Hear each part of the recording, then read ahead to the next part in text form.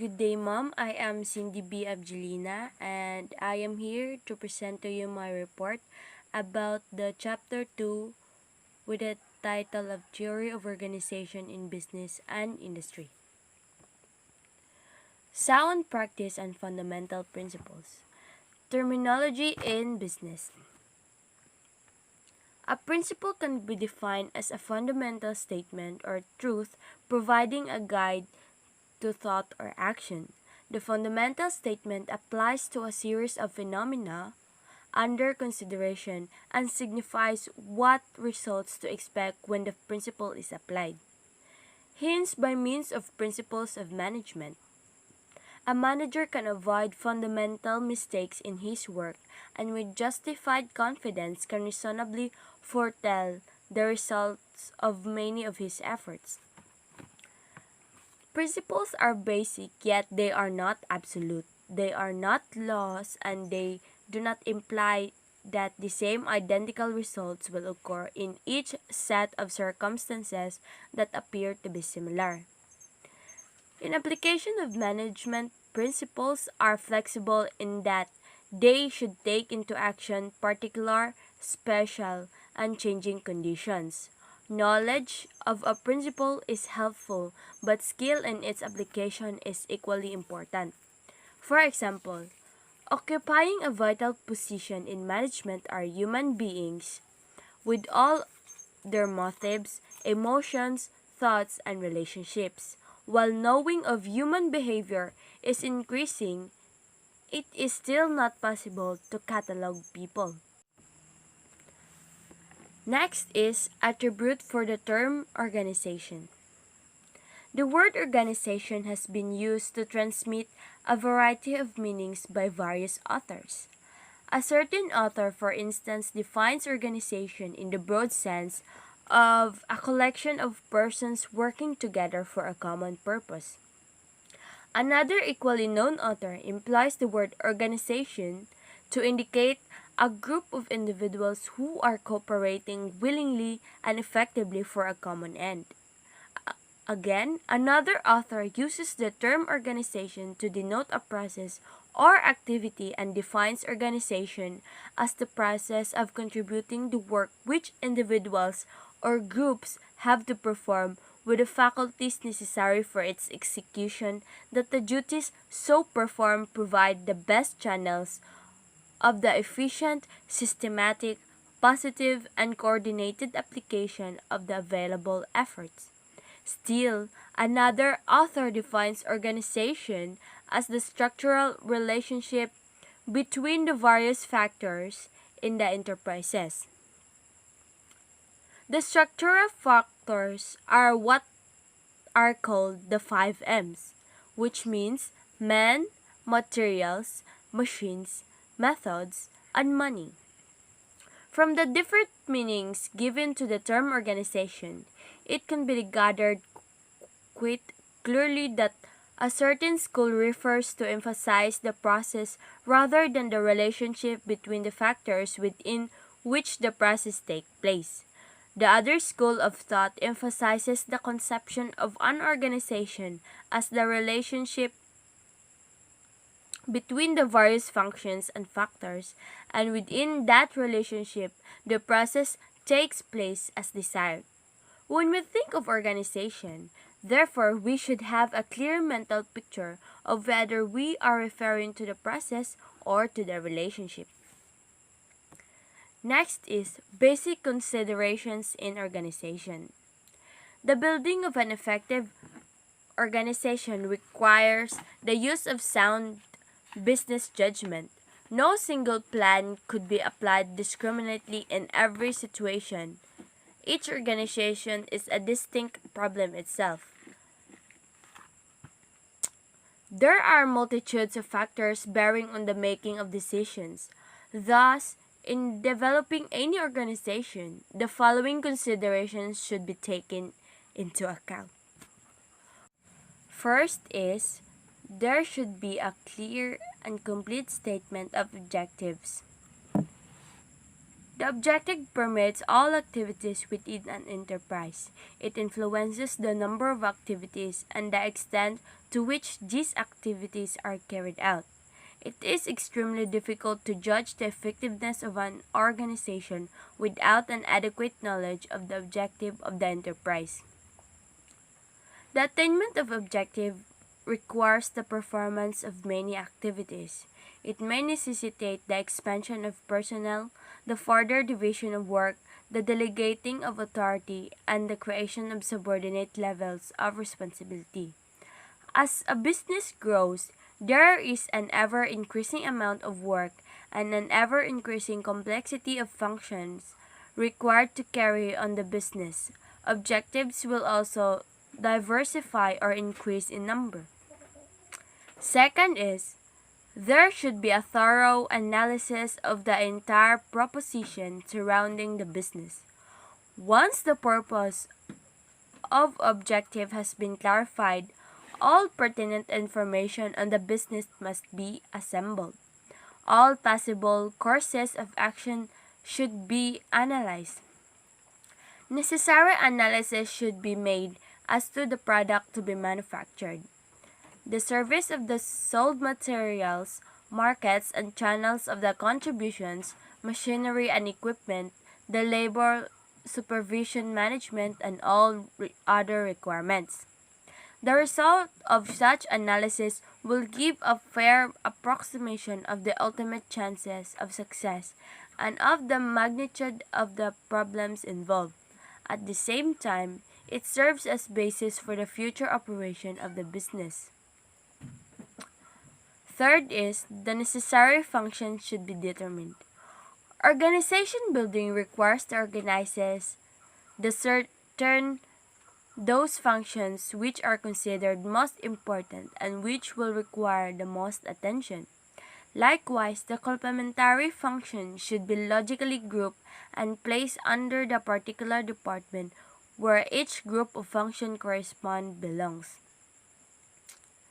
Any business, whether large or small, there has to be a grouping of activities. The organizers determine which groups performs the major operations of the enterprise, such as manufacturing or marketing. He also determines the groups to gather the functions intended to assist or facilitate the operation of the major functions. Among these facilitating functions are transportation, legal work, warehousing, research, and officer services.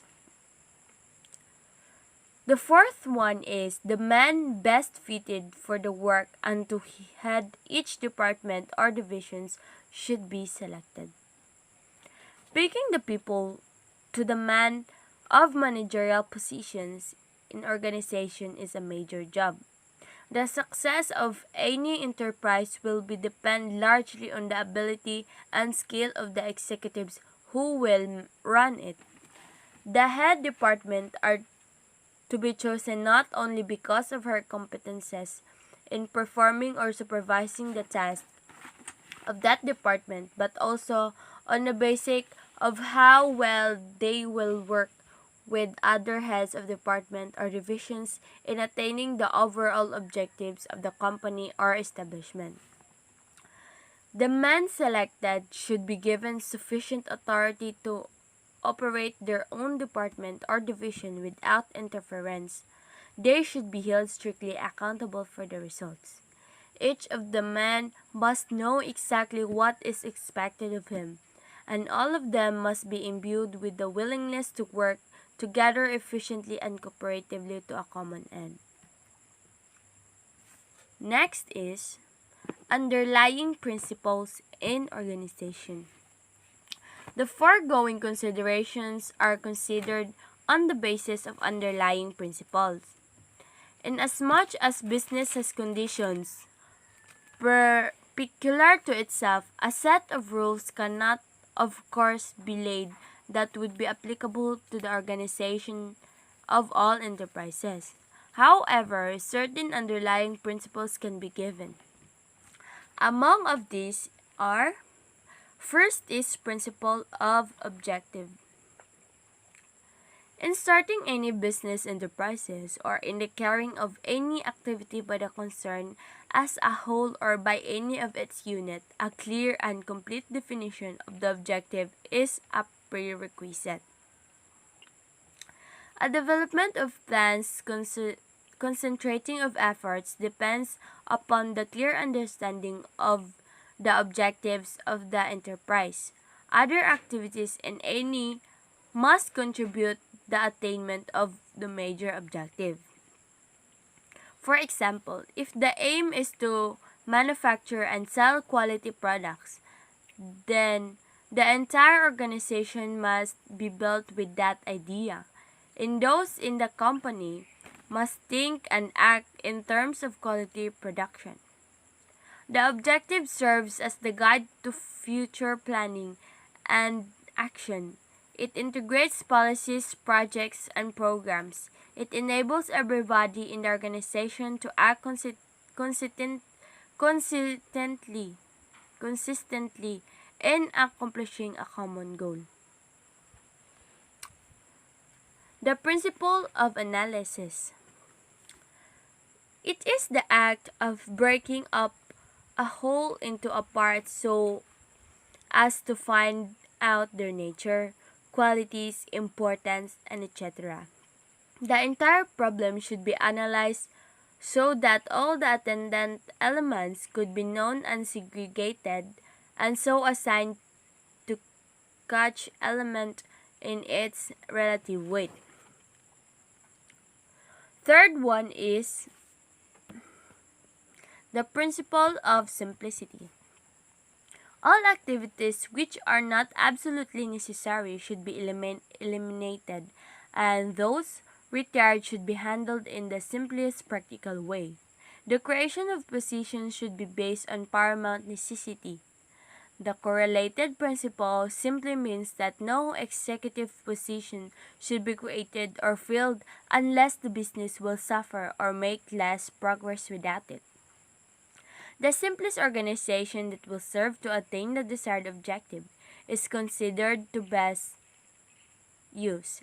In a thorough analysis of the business problems, all activities which are not essential and which do not pay in pesos and centavos should be eliminated. Those that are retained should be treated in a simplest practical manner. The fourth one is the principle of functionalism. The organization should be built around the main functions of the business and not around the individuals. A function is a normal or characteristic way of doing a task which stands out distinctively by itself, indifferent from the other activity or activities. Sales is a function different from manufacturing. Accounting is a function different from typing or filing.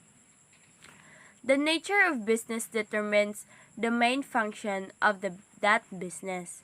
The nature is the proper basis for organization to establish. Functions can grow indefinitely, but persons are restricted.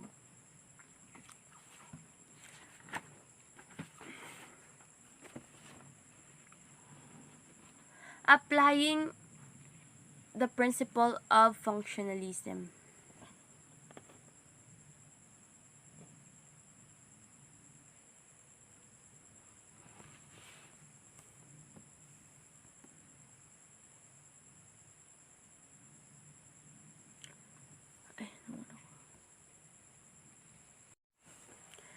Applying the function of functionalism.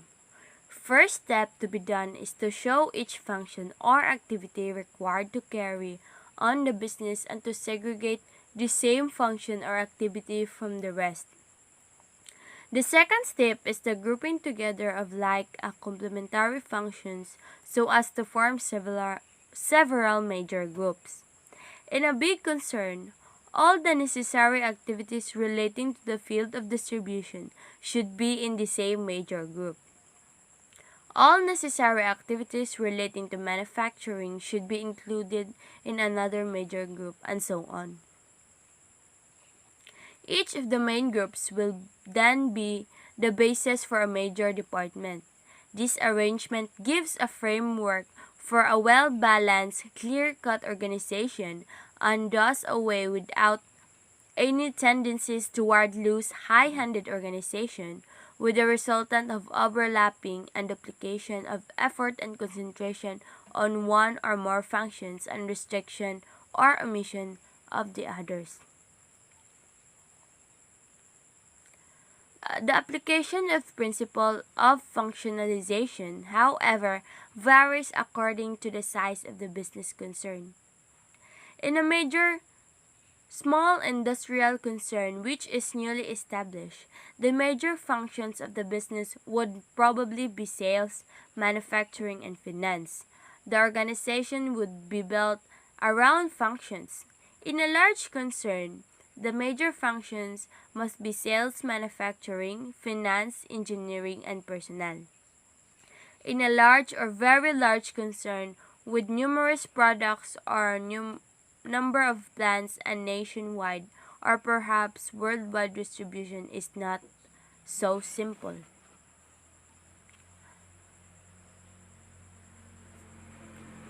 Next is number 5 is the principle of departmentalization or departmentation. In big organization, the scope of operation can be very broad, thus necessitating departmentation to achieve a smoother flow of operations. Means of departmentation can be thorough functions, products, locations, customer, process, or byproducts of the organization. Departmentation by territory or location is followed where MEMS to local conditions offer advantages such as cutting in the cost of operations. Territorial departmentation can be illustrated as the establishment of branches like the practice of banks. Another means of departmentation is through the grouping of similar and interrelated functions or the grouping of common or homogeneous activities to form an organization unit. Function departmentation makes a very good use of the advantages which arises out of specialization like job mastery and in the increase of work efficiency and proficiency. Sixth one is the principle of centralization of authority and responsibility. There should be a centralized executive control in the army and sometimes in the government. This is known as command authority. Centralized executive control is absolutely necessary in order to have authority and responsibility definitely fixed. This does not mean that the executive should attempt to do everything himself. He should delegate certain authority and responsibility to his subordinates. But at any one point in the organization, there should be a definite one-man control. Every man in the organization knows what his job is, what he is responsible for, and to whom he reports in case of a problem arises. The principle is related to the principle of unity of command. Delegation of authority means the granting of authority from one executive to another for the purpose of accomplishing the given task or goal in the shortest period of time. Through delegation, the executive or manager can extend his area of operations. Without it, operations of the enterprise will be solely to what the particular person can achieve to perform. For example, a sales manager delegates the selling function of his salesmen, but he must also see to it that sufficient sales orders are coming into the company. In turn, the authority of the sales manager is delegated by the president of the firm who is in charge with the overall operations of the business. When there is unity of command, every person knows what he can perform within his scopes of authority. Know that the things which he is responsible of and also whom to report and to consult in case of problems, pressures, or doubts. The seventh one is the principle of limited span of executive control. It is a limiting factor on the number of organizational units and their arrangements in an organization structure. Span of control means the number of subordinates with an executive can manage effectively. Organizational units are used because of the limitations of both human ability and time. The question as to what it is the proper number of persons to be subordinate to an executive is different situations and circumstances in business organization, like the type of work, whether routine, repetitive, or homogeneous in nature, the ability of the executive, his relative location in the structure, fear of possible rivals, faith in subordinates or perform satisfactory, and the degree of teamwork that is present. More specifically, it can be stated that when subordinates are well trained, the span of control can be relatively large, presumably since the subordinates need little controlling and can initiate proper action quickly. In the same manner, the necessity of frequent communication can affect the span use. When the communication work is involved and frequent, the span may be small, but when the executive has ability to keep his subordinates clearly and completely informed about pertinent changes and developments in the work to be done, the span can be increased considerably. Application of principles. The use of principles by any particular establishment is a matter of adaptation. This is, after all, the use of good sense in applying knowledge. Any business to be successful must be built according to certain basic principles. It must be built along definite, carefully planned lines so that the structure will be strong and will not collapse under its own weight. It must be flexible to withstand the continually changing conditions in business. In other words, for any business prosper, it must be well organized and effectively managed. It must be conducted efficiently in humanized way, economically and for the good of the public. The next one is limiting factors in applying principles. There are limiting factors present in the business. The successful businessman applies the basic underlying principles in the accordance of conditions in a particular concern.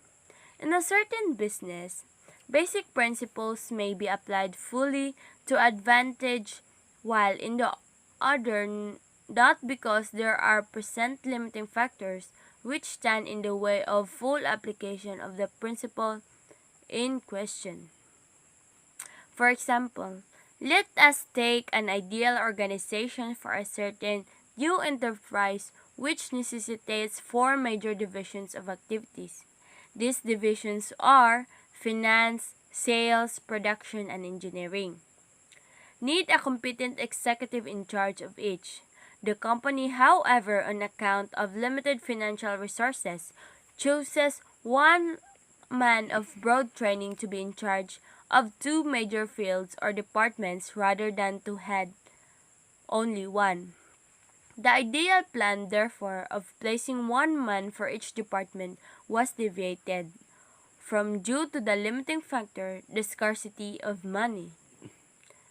In another case, a certain financially influential member of the company or a major stockholder may insist on placing a friend or a relative in important position. For obvious reasons, the request is hard to refuse. If the person is recommended is not very qualified, certain adjustments must have to be done, at least temporarily, in order that the duties should go with the position are adequately provided for. Thus, in applying principles in a growing concern, one must keep constantly in mind that the fact in every concern there exist conditions which stand in the way of achieving an ideal organization. Company policies available, personal weight of opinion of influential executives are other common factors affecting the application of principles. Next is the need for sound organization methods. In historical development of business, there was at first no real plan on organization in business concerns. Many businesses simply grew with the times, the organization being built about available personnel, any reference to any definite plan. Whenever additions and changes were made in those concerns, they were based on expediency to meet the needs of the moment. Some business scope of the activities broadened. The men who started the enterprise remained the center of the activity in spite of the impracticability of their continuing to do so. Such business concern as above described as may pay dividends as prosperous times in business prevail, but upon the adventure of decline activities or depression or change in consumer demands, they readily begin to feel the change. Usually those in charge cannot see the existing condition in their proper light and hence cannot realize that the underlying cause is the lack of sound organization methods. Such kind of business is marked by the absence of coordinations of activities. The needs of organization.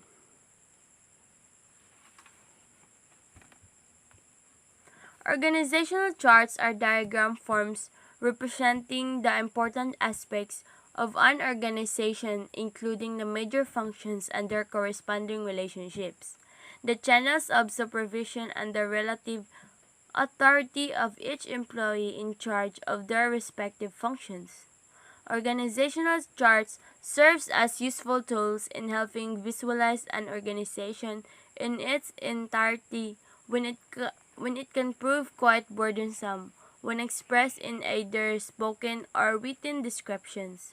Charts usually reflect only on the key divisions and formal lines of authority to avoid clutter, which can greatly reduce the chart's usefulness. Charts indicate the different functions performed, their groupings and relationships with one another. The joining lines signifies the channel of authority. The relative importance of positions can also be gauged with the use of charts. Positions on the same level can usually be considered as having the same relative importance in the organization. Next is organizational manual. An organizational manual is a supplement to the organizational chart. By providing additional information on the details presented in the organizational chart, manuals clearly express the functions, duties, relationships of each organization unit and makes available information of pertinent matters concerning its position. In this manner, understanding and knowledge of the functions, limitations, and requirements of each position can be enhanced. Standard operating procedure. Standard operating procedures are predetermined patterns and levels per performance which aid in contributing efficiency and expedite controlling. Since procedures in the performance of specific tasks have been more or less set of regularized efforts in working out various details of execution can be minimized. For tasks which are performed regularly or constantly, these also help in controlling the different phases of activities performed, since the predetermined procedures can indicate or serve as gauge for any deviation, which can prove time consuming and costly. Next is how to diagnose organization. The big range in organization development in recent years has been to wrap everybody up in some prepackaged solution. But managers are not the same whenever they work. The organization itself make a profound difference to the natural and problems of the men who are attempting to manage it. There are at least 4 linking standards which the diagnostician needs to isolate before he can recommend any sensible scheme for improving any component's performance in human or material terms. There must be at least 4 strands. The first one is history. How and why did the organization take its present form? Who is the set objectives and who have they changed? How do its member perceive the environment, its opportunities and problems? Second is resources. Resources. What resources are used, whether as capital or as materials? What is the output and what contribution does the organization make to the transformation of the resources? What attitudes are held towards those resources? The third one is knowledge. Knowledge. What special knowledge does the organization possess or make use of? What is the technology and how it is applied to achieve results? The fourth one is relationships. How is the power, not merely authority, exercised and by whom? What special interests do individuals or groups within the organization pursue? How are relationships of authority, of cooperation and negotiation, etc. handled both inside the organization and with the outside world? And that is all, ma'am. Thank you.